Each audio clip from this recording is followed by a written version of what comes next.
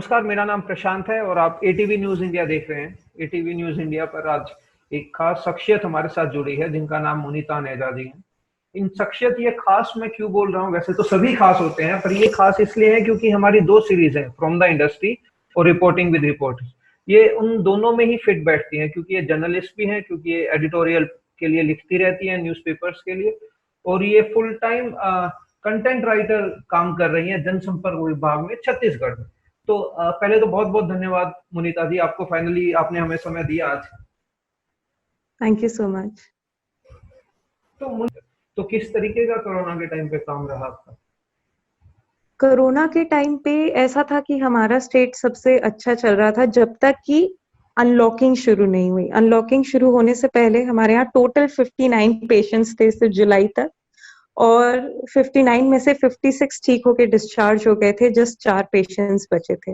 And we were very happy कि हमारा state इतने अच्छे से परफॉर्म कर रहा है। हिंदुस्तान टाइम्स में एक मेरा खुद का लिखा हुआ आर्टिकल था that Chhattisgarh presenting one of the best models for COVID-19, और उसमें like it was a very informative article कि कोई भी स्टेट उसको कैसे यूटिलाइज कर सकता है और हमने कैसे काम किया इसकी तरफ, क्योंकि हमने शुरू से रिस्ट्रिक्शंस डाले और ये सारी चीजें। तो कोरोना के समय वर्क फ्रॉम होम हो गया था। मेरा ऑफिस बेसिकली रायपुर में पड़ता है, बट मेरा रायपुर फिर जाना नहीं हुआ। टोटली लैपटॉप एक जगह रखा रहता था और 2 मोबाइल एक जगह रहते थे। कॉल्स आते रहते थे एकदम से। ऊपर से कुछ ऐसे लोग थे जिनको की पर्सनल हेल्प की भी जरूरत रहती थी, जिनको पता था कि मैं जनसंपर्क विभाग में हूँ, वो मुझे बताते थे कि हम बंगाल में फंसे हुए हैं, कोई मुझे बताता था हम मद्रास में फंसे हुए हैं, क्या करना है। So then it was my idea. I am telling you that I am from the DPR department and it's not my job to come up with this thing, but I just came up with an idea कि आज के time पे हर लोगों के पास mobile phone होता है, smartphone होता है, तो क्यों नहीं एक एप्लीकेशन बनाई जाए जिससे छत्तीसगढ़ के जो लोग हैं वो एग्जैक्टली अपना जीपीएस ट्रैकर ऑन करके बता सकें कि वो कहाँ पे हैं और कितने कितने लोग हमारे कहाँ कहाँ डिवाइडेड हैं। बिकॉज हेल्पलाइन नंबर्स जो थे वो ब्लॉक हो जा रहे थे, इतने ज्यादा कॉल्स थे, और हमारे लेबर्स काफी ज्यादा डिस्ट्रीब्यूटेड थे हर जगह में, हर सेक्शन में। तो काम उस समय बहुत हेक्टिक हो गया था क्योंकि हर थोड़ी देर में जानकारी देना था कि कहाँ पे क्या चीज हो रही है। हर थोड़ी देर में ये बताना था कि लोग जो हैं वो अपने घर में बाड़ी उगा के, लोग अपने घर में वेजिटेबल प्लांटेशन करके खुद ही घर का खाना खा रहे हैं। So this is the way you can do it. हम लोगों को प्रमोट करना था कि आज के टाइम पे आप सेल्फ रिलायंट भी हो सकते हो, है ना। फिर जो लोग वापस आ रहे थे किसी तरीके से, तो एक कोई इंजीनियर था जो कि आई थिंक सो इंजीनियर हुआ करता था, वो सूरजपुर वापस आया और उसने खेती शुरू करी and he was extremely successful in that. And उसने आई थिंक सो 3,60,000 कुछ कमाया 4 महीने में, which was more than how much he used to earn as an engineer. तो उनके ऊपर हमने इंस्पिरेशनल स्टोरी लिखी। हमारा एजेंडा था कि मिड डे मील्स डिस्ट्रीब्यूट हो, राशन डिस्ट्रीब्यूट हो हर घर में। लाइक 59 लाख लोगों को फ्री राशन डिस्ट्रीब्यूट किया। मिड डे मील हम डिस्ट्रीब्यूट नहीं कर पा रहे थे तो आंगनबाड़ी सेंटर्स वाली जो दीदी होती हैं उनको हम लोगों ने पैकेट्स बना बना के दे दिए थे ड्राई राशन के, कि ये चावल है, ये दाल है, ये चना है, आप ये ड्राई राशन जाके वैसे के वैसे ही दे दो, या रेडी टू ईट मील है, या वैसे के वैसे ही डिस्ट्रीब्यूट कर दो, बट बच्चों के न्यूट्रिशन में कमी नहीं आनी चाहिए। बिकॉज हमारा एजेंडा था कि हमको फिर से छत्तीसगढ़ को वो मैल न्यूट्रिशन वाले एकदम वैसे स्टेज पे नहीं लाना है, और इम्यूनिटी रखना इस स्टेज पे तो क्विंट एसेंशियल है। तो ये सारी स्टोरीज हम कवर कर रहे थे कि कितना राशन डिस्ट्रीब्यूट हो गया, कितने मिड डे मील्स हो गए, कितने इक्विपमेंट्स हमारे पास हैं, कितनी आरटीपीसीआर किट्स हमारे पास हैं, हम कैसे काम कौन इफेक्ट हो रहा है। मेरे खुद के जो सीनियर हैं, आईएएस ऑफिसर हैं, वो खुद इफेक्ट हो गए कोविड-19 से, फिर वो ठीक भी हो गए। तो इतना ज्यादा उनको तो एग्जैक्टली मेन स्ट्रीम पे ही रहना पड़ता था, बकायदा जाके मीटिंग्स में एंड ऑल।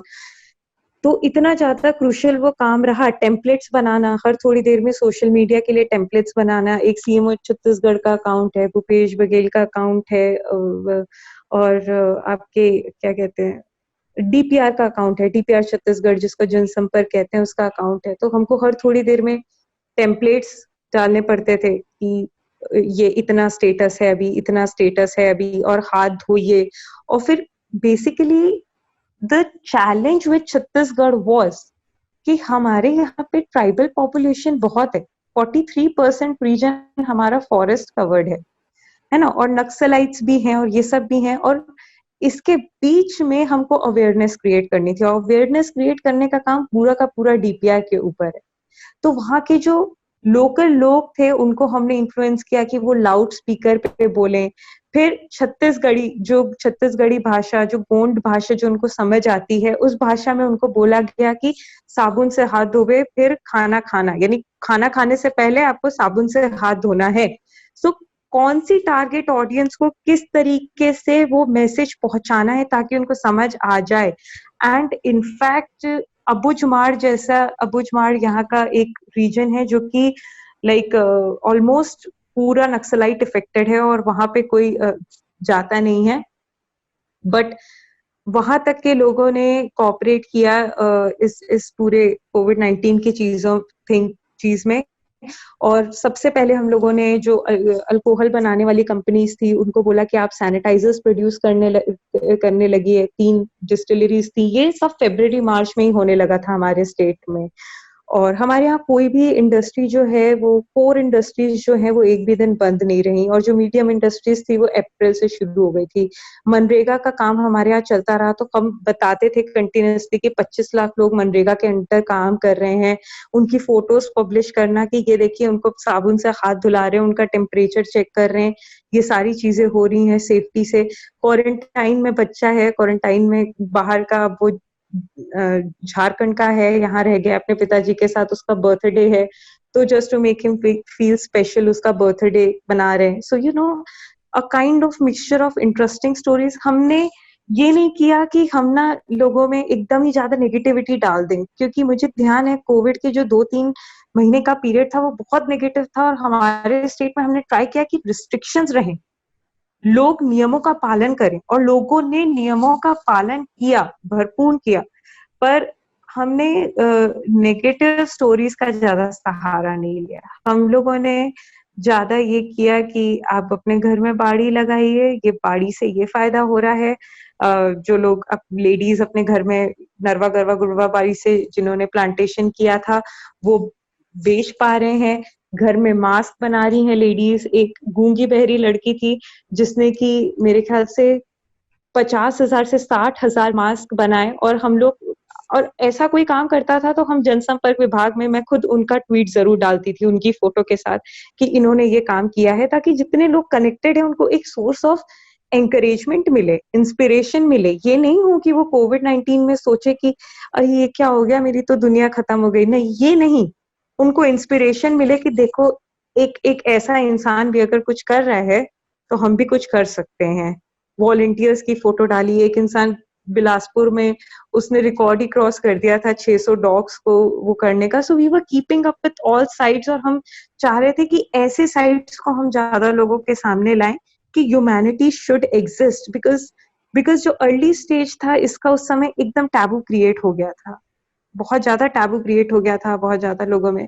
सो ह्यूमैनिटी और काइंडनेस का वर्च्यू रहे लोगों में, नॉर्मल लोगों की स्टोरीज पब्लिश करी। सिर्फ ये नहीं कि हमारा स्टेट गवर्नमेंट क्या कर रहा है, नहीं, नॉर्मल लोग भी अगर अच्छा काम कर रहे हैं, वॉलंटियरशिप कर रहे हैं, सो वी इंश्योर्ड कि उनका काम आगे आए। फिर हम पढ़ाई तुहार द्वार करके वेबसाइट बनी छत्तीसगढ़ की, उसके थ्रू आज 3,50,000 बच्चे कुछ पढ़ रहे हैं, कनेक्टेड हैं टीचर्स से, और अप्रैल से चल रही है उनकी पढ़ाई। और जो बहुत छोटे छोटे गांव हैं जहाँ पे इंटरनेट कनेक्टिविटी नहीं है, जहाँ पे इंफ्रास्ट्रक्चर नहीं है, वहां पे हमने इंश्योर किया है कि मोटरसाइकिल पे लाउड स्पीकर लगा के वो बच्चों को बिठा के पढ़ाते हैं डिस्टेंस में, तो किसी भी तरीके से कंटिन्यूटी इंश्योर